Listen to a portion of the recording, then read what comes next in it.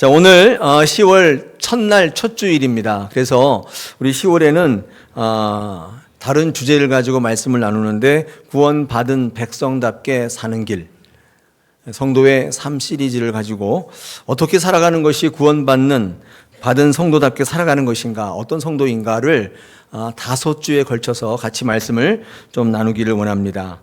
오늘 그 첫 번째 시간으로 거절하는 성도라는 제목을 가지고 하나님의 말씀을 증거하겠습니다.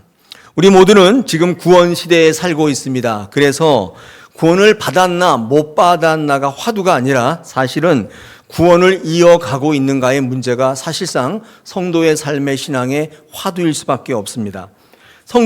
구원의 성도는 영접하는 성도인 것입니다. 구원이 어떻게 일어나냐면 받아들이는 것이죠. 그러므로 구원의 가장 중요한 요소는 수용하는 자세입니다. 받아들이는 것이고 인정하는 것이고 또 적용하는 것입니다. 이걸 우리가 구원이라고 말할 수밖에 없는 것입니다. 자, 그러나 구원에 있어서 수용하는 자세 못지않게 중요한 것이 하나 있는데 그것이 바로 거절하는 자세입니다. 거절하셔야 돼요. 구원에 있어서 중요한 요소이기도 한 것입니다. 구원받은 성도답게 살아가려면 어떤 의미에서는 제가 신앙하고 목회해 보니까 수용하는 것보다 더 중요한 게 거절하는 것입니다. 왜 그런가 하면 구원 이후에도 사단의 공격이 계속되기 때문에 그렇습니다. 유혹하고 있습니다. 그러니까 구원받은 백성으로 공급하는 것보다 이 사단의 유혹이 더 크기 때문에 거절할 줄 모르면 구원을 계속 이어가기가 어렵다는 것입니다. 구원받기 전에는 복음을 받아들일 수 없도록 유혹하고 공격했습니다. 사단이. 그런데 구원의 백성이 된 이후에는 복음대로 살지 못하도록 공격하고 유혹하고 있는 것입니다. 사탄은 자신의 힘으로 예수의 십자가와 함께 못 박힌 예수와 연합된 성도들을 예수님으로부터 함부로 멋대로 끊어낼 수가 없기 때문에 계속 도발하고 유혹해서 성도를 뒤흔들어 놓습니다. 그래서 우리 스스로가 구원의 길에서 떠나가게 만들어요. 사단은 여러분의 구원을 뺏을 수가 없어요. 구원 받으셨잖아요. 하나님께서 붙잡고 계시기 때문에 어떻게 해볼 수가 없어요. 그래서 여러분의 의지로 하나님의 손을 뿌리쳐야 수는 있죠. 그렇게 만들어요. 로마서 8장 36절부터 39절을 제가 읽어보겠습니다. 기록된 바 우리가 종일 주를 위하여 죽임을 당하게 되며 도살당할 양같이 여김을 받았나이다 함과 같으니라. 그러나 이 모든 일에 우리를 사랑하시는 이로 말미암아 우리가 넉넉히 이기느니라. 내가 확신하노니 사망이나 생명이나 천사들이나 권세자들이나 현재일이나 장래일이나 능력이나 높음이나 기쁨이나 다른 어떤 피조물이라도 우리 주 그리스도 예수 안에는 하나님의 사랑에서 즉 구원에서 끊을 수가 없다. 선언된 것입니다. 사단은 여러분을 뒤흔들어서 여러분 스스로가 떠나게 만들어요. 이렇게는 할 수 있어요. 요즘 성도들은 예전 성도들 못지않게 보다 더 많이 아시고 더 많은 영적인 임상 실험을 통해 결론을 가지고 있어요. 그래서 요즘에 구원받은 성도들을 무너뜨리기 위해서는 이 사단의 유혹과 공격은 예전보다 훨씬 더 교묘하고 훨씬 더 예리하고 훨씬 더 집요해요.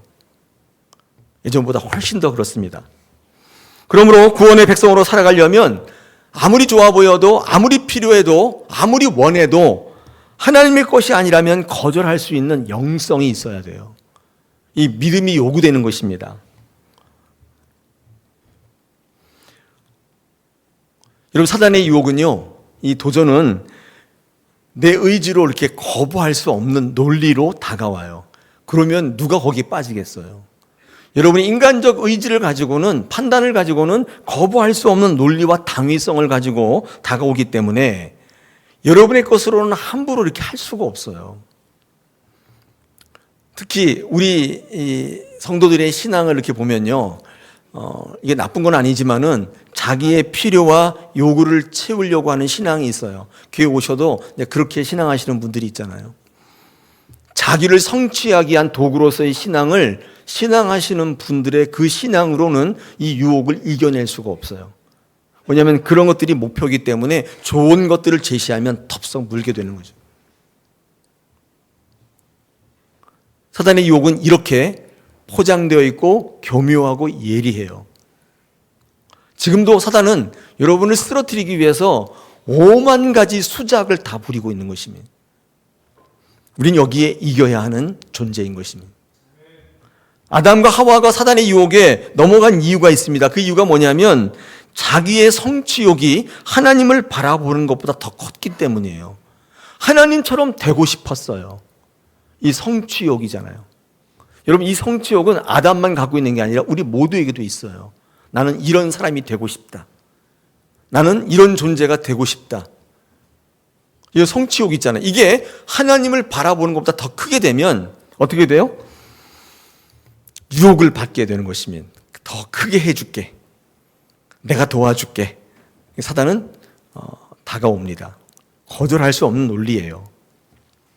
그거 거절하면 되죠. 안 돼요, 잘. 그래서 그런 신앙을 가지고 있으면 필요와 요구를 채우고 나를 성취하기 위한 신앙을 갖고 있으면 반드시 이 유혹에 넘어가게 되는 것입니다. 여러분, 그렇기 때문에 거절하는 것도 믿음이 하는 것입니다. 어떤 믿음이죠? 이런 믿음이에요. 그거 없어도 하나님께서 나를 책임지신다는 그 믿음이에요. 난 그거 없어도 돼. 하나님이 계시니까 없어도 돼. 여러분, 이 하나님을 향한 절대적인 신뢰와 믿음이 없으면 당연히 거절할 수 없겠죠. 왜냐하면 그게 필요하기 때문에.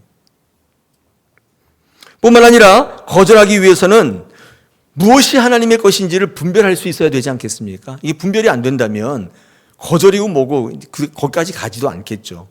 분별이 가능해야 됩니다. 그러므로 오늘날 많은 성도들에게 요구되는 신앙은 필요와 요구의 성취보다는 거룩의 신앙이 요구돼요. 거룩이라는 게 구별된다는 거잖아요. 그 신앙이 요구되고 있는 것입니다. 이런 믿음이라고 하는 거 문자적인 정의나 이해 정도만 가지고는 하나님의 나라의 백성으로 살아가기가 어렵다는 것입니다. 여러분, 그래서 이제 10월 한 달을 들어서면서 이제 11월, 12월 이제 3달밖에 안 남았는데 이 구원받은 성도로서 한 해를 잘 마무리하면서 어떻게 하나님 보시기에 아름다운 인생이 될까?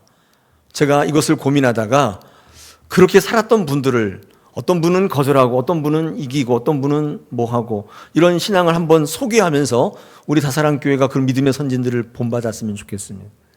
승리했으면 좋겠습니다. 한 달 동안 여러분의 은혜가 넘치시기를 축복합니다. 오늘 그 첫 번째 시간인데 모세의 거절의 삶을 같이 묵상하기를 원합니다. 이 모세의 구원의 믿음은요, 하나님의 것이 아니면 거절하는 믿음이었습니다. 되게 독특하죠. 이런 믿음이라는 것은 받아들이고 수용하는 결단이기도 하지만 또 이 믿음이라는 것은 동시에 거절할 수 있는 용기일 수밖에 없습니다. 오늘 본문 24절에 모세는 바로의 공주의 아들이라 칭함을 거절했다고 이야기하고 있습니다. 바로의 공주의 아들이 뭐죠? 이거는 끝내주는 자리죠. 한마디로 말하면 끝내주는 자리예요.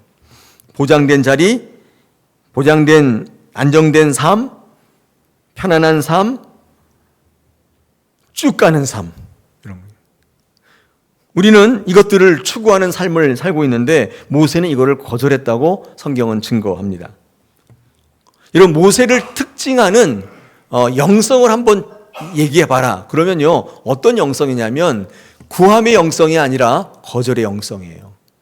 우리 많은 분들이 저 사람 영성이 있어 그렇게 얘기할 때 기도 열심히 하는 분들이잖아요. 이런 분들을 보면 참 영성이 있구나. 구함의 영성이잖아요. 뭘 달라고 하는 거잖아요. 구하는 영성. 그런데 이 모세의 영성은 구함의 영성이 아니라 거절의 영성입니다. 버리는 영성이고 멈추는 영성이에요. 이 모세를 정의한다면 이런 거예요. 아까 우리 장로님 기도하실 때 모세의 온유함이 승하다 하셨는데 이 온유함이 승하다는 것은 버림의 영성이에요. 그러니까 컨트롤되는 거거든요. 이 모세가 그런 인생입니다. 여러분, 요즘의 신앙의 모든 문제는 구하지 않아서의 문제일 때가 참 많죠. 기도하지 않는 게 문제인데, 근데 조금 더 들여다보면 어떤 게 더 큰 문제냐면 거절하지 못하는 문제예요.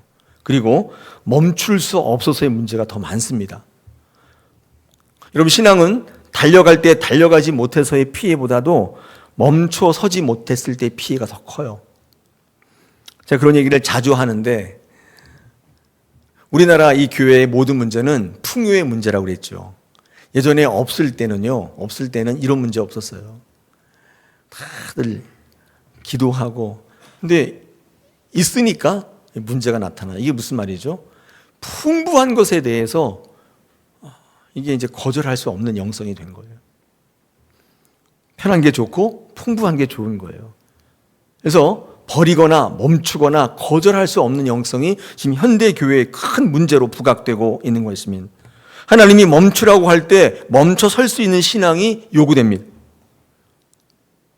이런 고개를 들어서 이 벽을 보시면 우리 교회 1년 표 있잖아요. 오직 예수, 오직 말씀.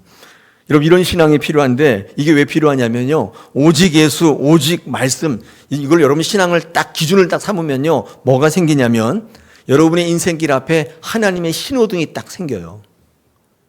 신호등이 빨간불이 딱 켜질 때가 있고 파란불이 딱 켜질 때가 있어요.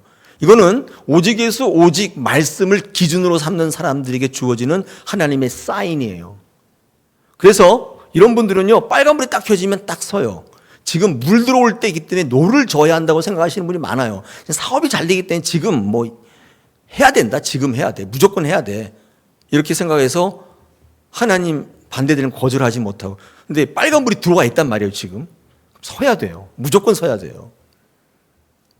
파란불이 들어오는데 가야 되는데 지금은 때가 아니라고 생각이 돼요, 지금 내가 볼 때는. 지금은 그냥 가만히 있어야 돼요. 근데 파란불이 들어왔어요. 그냥 가야 돼요.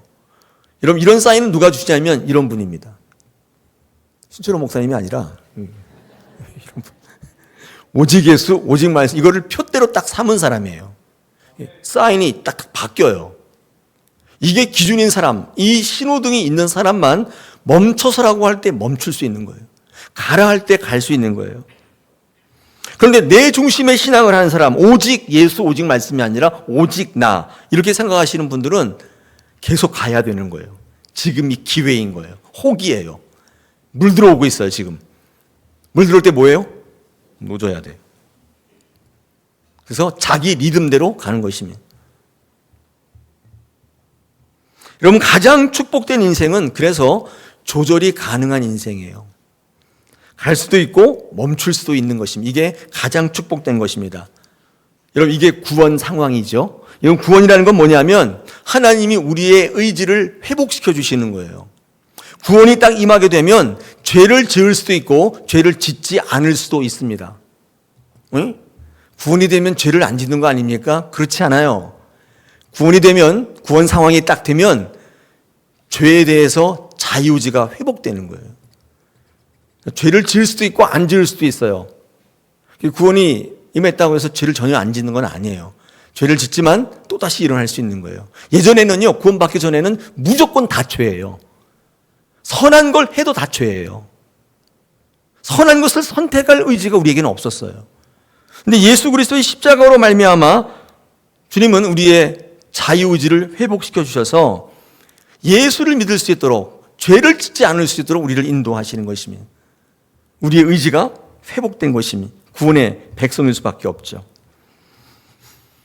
이런 모세는 하나님의 능력을 구하기도 했지만 또한 하나님의 것이 아니라고 본다면 이 분별의 능력을 가지고 아무리 어려워도 아무거나 덥석덥석 받지 않았어요. 아무리 좋아 보여도 하나님으로부터 온 것이 아니라면 거절했다는 것입니다. 이게 그의 특징이에요. 승리하는 삶의 특징이었습니다. 때문에 이 모세는요, 좋은 것과 좋아 보이는 것을 확실하게 구분할 수 있는 거룩의 영성이 있었던 것입니다. 사탄은 좋지 않은 것을, 멸망하는 것을 좋아 보이는 것처럼 속이는 영입니다. 사탄은 절대로 나쁜 것으로 여러분에게 다가오지 않습니다. 늘 좋아 보이는 것처럼 다가옵니다. 있는 것처럼 속여요. 뭔가 있는 것처럼. 그러므로 믿음은 분별의 능력이에요. 그게 아니라는 사실을 알아보는 것입니다.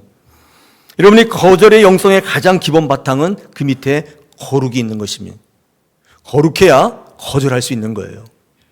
그러므로 거룩과 거절은 형제지간이에요. 성도 거실도 똑같아요. 거룩과 거절, 형제지간이에요. 거룩하지 않은데 어떻게 거절을 해요? 이게 뭔지 분별이 안 되는데 어떻게 거절을 해요? 이런 모세는 바로의 공주의 아들이라는 것을, 이 보장된 자리가 하나님이 주신 것이 아니라는 것을 분명히 구별했기 때문에 아무리 좋아 보여도 거절하는 삶을 살았다고 오늘 성경 말씀 우리에게 증거합니다. 그래서 모세는요, 좋은 것으로 유혹이 안 됐어요. 여러분, 좋은 것으로 유혹하면 넘어가시죠. 좋은 거 뭐 있어요? 돈. 내가 100억 줄게. 지금 가장 큰 돈은 100억이에요. 100억 줄게. 홀라당 넘어가겠죠? 네. 100억 앞에 흔들리지 않은 사람이 있어요? 근데 모세는 이런 것 갖고 유혹이 안 돼요. 왜요? 거룩한 사람이에요. 구별이 딱 돼 있는 거예요. 오늘 읽진 않았지만 히브리서 11장 38절에 보니까 이런 사람들을 뭐라고 되어 있냐면 세상이 감당할 수 없는 사람. 사탄이 감당할 수 없다는 뜻입니다. 좋은 것으로 유혹하면 넘어와야 되는데 꿈쩍을 안 해요. 오히려 거절해요. 그를 어떻게 넘어뜨려요? 감당이 안 되는 거예요. 이런 모세의 이런 엄청난 영성은요, 두 가지를 바탕으로 하는 건데, 무엇이 하나님의 것인지를 분별하는 거룩의 영성 플러스, 아쉽지만 아깝지만 망설여지지만 하나님의 것이 아니라면 거절하는 영성, 두 가지. 이 두 가지예요. 거룩의 영성과 거절의 영성이 합해서 그의 온유함이 결정된 것입니다. 여러분, 우리도 모세와 같은 삶을 살기를 소망합니다. 여러분, 필요한 게 많으시죠? 뭐 필요하세요? 우리 안장로님은 건강이 필요하실 거고, 또 어떤 분에게는 물질이 필요할 거고, 어떤 분에게는 이것이 필요할 거고, 필요와 요구들이 넘치는 삶을 살고 있습니다. 근데 그것을 쫓고 그것을 목표로 삼게 되면 반드시 유혹이 찾아오는 것입니다. 우리는 그것이 목적이 아니라 하나님을 목표로 살아갈 때 하나님께서 우리의 구별의 영성을 주시고 무엇이 하나님의 것이냐인지를 분명히 알게 하시고, 참 신기하게도 그걸 거절할 수 있게 만들어요. 나중에 나 참 괜찮아, 나 이런 인간인 줄 몰랐어. 여러분 스스로가 여러분을 알아보게 됩니다. 하나님께서 여러분을 그런 귀한 영성으로 세우실 줄 믿습니다. 이 시대에 보기 드문, 세상이 어찌할 수 없는 그런 성도로 만드시고 여러분을 통해 생명을 이어가게 하실 줄로 믿습니다. 그런 다사람 교회가 될 줄로 믿습니다. 제가 오늘 이 말씀을 쭉 읽을 때 거절할 수 없다면 왜 거절할 수 없을까? 저도 목회하면서 거절 못하는 게 있는데 왜 거절을 못할까 생각해 볼 때 몇 가지 이유를 본문에서 발견하게 되는데, 이건 제가 개인적으로 느끼고 묵상했던 은혜인데 여러분과 함께 좀 나누기를 원합니다. 저는 오늘 이 말씀을 읽을 때 특히 우리 23절, 24절에 그런 말씀이 있잖아요. 모세가 장성해서 바로의 공주의 아들이라 칭함을 거절했다는 말을 읽을 때 모세가 참 대단하구나 이런 생각이 확 와닿기보다는 이 바로의 공주가 딱 마음에 와닿은 거예요. 그래서 그 바로의 공주를 제가 생각해 봤는데, 여러분 바로의 공주는 누구죠? 바로의 딸이잖아요. 어렵습니까? 네, 천수가 바로의 딸이란 이제 여자인데, 여러분 이 바로의 공주가 사실 모세의 양어머니잖아요. 이 바로의 공주가 물에 빠져 죽을 뻔한 모세를 건져내서 그래도 40년 동안 키우지 않았어요. 아들로. 그게 방패막이가 되고 그래서 키웠잖아요. 그 진짜 그 아들이 있었는데, 그 파라오가 있었는데 얼마나 안 좋았겠어요. 근데 그 가운데도 엄마가 방패막이가 돼주고 그래도 아들이라고 계속 품어주고 40세까지 키워준 양어머니가 바로의 공주잖아요. 그런데 그 바로의 공주의 아들 되는 것을 거절했대요. 이 바로의 공주가 얼마나 상처가 됐을까요? 내 아들이라고 키웠는데 나 당신 아들 안 하겠어. 이렇게 할 때에 이 바로의 공주가 얼마나 마음이 상했습니까? 그런데 더 중요한 것은 그런 어머니, 양어머니 바로의 공주를 거절할 때에 모세가 갖고 있는 현실적 부담이에요. 저는 이상하게 거기에 이렇게 마음이 더 가더라고요. 평생 그 어머니에 대한 미안함과 그 묵직한 큰 부담을 늘 모세는 안고 살았을 것 같아요. 40세까지 자기를 키워준 그 어머니를 모른다 이렇게 하기가 어렵잖아요. 그러므로 하나님의 구원의 백성으로 사는 것은 쉬운 일은 아닌 것입니다. 우리가 현실적으로 살아갈 때 부담이 반드시 있어요. 여러분 참 잘 들어보십시오. 우리가 구원의 백성답게 살려면 이 부담까지도 버리는 게 아니라 주님께 맡기셔야 돼요. 할렐루야. 굉장히 실제로 중요한 부분이에요. 많은 사람들이 이 부담 때문에 구원의 백성 되는 것을 포기해요. 효도 때문에, 우정 때문에, 인간적 의리 때문에 하나님을 포기해요. 그 부담이 있단 말이에요. 제가 버리라고 말씀드린 게 아니라 하나님께 맡기셔야 돼요. 예수님께서 십자가에 못 박혀 돌아가실 때 가상칠언을 하시는데 그 중에 어머니 마리아에게 하신 말씀이 한 말씀이 들어있어요. 7마디 중에 어머니를 걱정하는 거예요.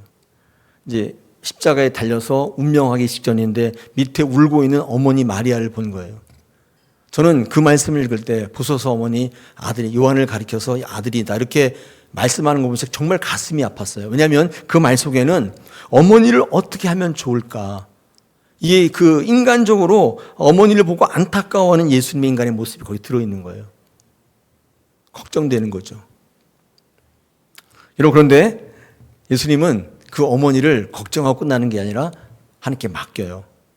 하나님께 맡겨드리는 것이. 예수님은 사역하실 때 모든 것들을 포기하고 버린 게 아니라 하나님께 맡겨드리고 있습니다. 이런 믿음은 맡기지 못할 게 없는 것입니다. 내가 하지 않으면 안 될 거라고 생각하는 게 불신이에요. 하나님께 맡겨드리면 하나님께서 내가 하는 것보다도 더 큰 것으로 합력해서 선을 이루시는 하나님이신 것을 믿는 것입니다. 할렐루야. 할렐루야. 여러분, 그러므로 여러분이 거절하지 못할 이유는 그 현실적인 부담인데 그건 맡기셔야 돼요. 내가 이렇게 하면 굶어 죽으면 절대로 그렇게 하지 않으실 거예요.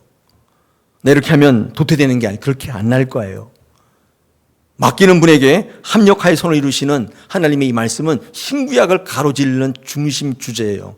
창세기 50장 20절에 당신은 나를 헤아려 하였으나 하나님은 악한 것을 다 선으로 바꿔버리셨다. 로마서 8장에 뭐라고 합니까? 합력하여 선을 이루신다. 그게 신구약의 중심 주제예요. 맡기지 못하면 믿음이 아닌 것입니다. 내가 해야만 하겠다고 하는 것은 불신인 거예요. 맡길 때 여러분 거절하실 수 있어요. 하나님의 백성으로 돋보이게 될 줄로 믿습니다. 할렐루야. 네. 여러분, 거절하지 못하는 이유 중에 또 하나가 있는데 그게 충만하지 못할 때입니다. 충만하지 않으면 이게 거절을 못해요. 부족하니까 뭔가를 받아야 되잖아요. 그러므로 거절할 수 있는 성도는 어떤 성도냐면 충만한 성도입니다. 내적으로 공허하면 실상 많이 가졌어도 뭔가 부족하다고 느끼는 것입니다. 충만하지 않으면 많이 가졌는데도 뭔가 부족하다고 느껴요. 이때 사탄은 때를 놓치지 않고 좋아 보이는 것으로 유혹을 하게 됩니다. 이 대표적인 인간이 누구냐면 삼손입니다. 여러분, 삼손 같은 사람은 내적인 공허함이 있었던 것 같아요. 충만하지 못했던 것 같아요. 여러분, 겉으로 삼손만큼 많은 것을 가진 사람은 사실상 없어요. 어마무시한 힘을 갖고 있었어요.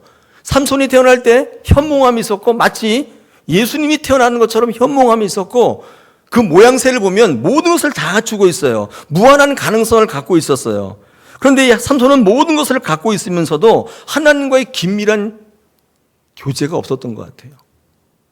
하나님으로 충만하지 못했어요. 늘 하는 생각이라고는 딴 생각이에요. 세상 생각, 뭐 다른 여자 생각, 이런 생각 계속하면서 충만하지 못했어요. 공허해졌어요. 그러니까 어디로 가요? 소래골짜기로 가요. 여러분, 소래골짜기는 포도주로 유명한 데예요. 거기 가서 포도주 한 잔씩 기울이다가 드릴라를 만나게 됩니다. 사단의 올가미에 걸려듭니다. 삼손은 그 엄청난 가능성을 별것도 아닌 사단의 유혹에 다 탕진해버립니다. 그게 삼손이에요. 하나님과의 충만한 교제가 없이 하나님이 채워지지 않으니까 공허해지는 것입니다. 사랑하는 여러분, 하나님으로 채우시기를 축복합니다. 그래야 거절할 수 있어요. 내적인 충만함이 있기 때문에 그것이 없어도 된다는 거예요. 거절이 돼요. 사단이 그를 넘길 수가 없어요. 우리의 삶을 물질로, 여러분의 요구와 필요로 채우기보다는 하나님으로 가득가득 채우시기를 축복합니다. 그럴 때 하나님께서 여러분을 통해서 위대한 것들을 만들어내시는 하나님이신 것을 믿습니다. 오늘 성경 말씀에 발견되는 점층법이 있거든요. 여러분 24절에 거절하니 나와 있죠. 그 다음에 25절에 그러니까 더 좋아하게 되고, 그 다음에 26절에 보니까 그러니까 상주심을 바라보게 되는 것입니다. 이게 점층적인 거예요. 상주심을 바라보는 신앙은 거절의 신앙으로부터 시작된다고 말씀하고 있습니다. 더 좋게 되는 이 신앙도 거절하는 신앙으로부터 시작되고 있다는 것입니다.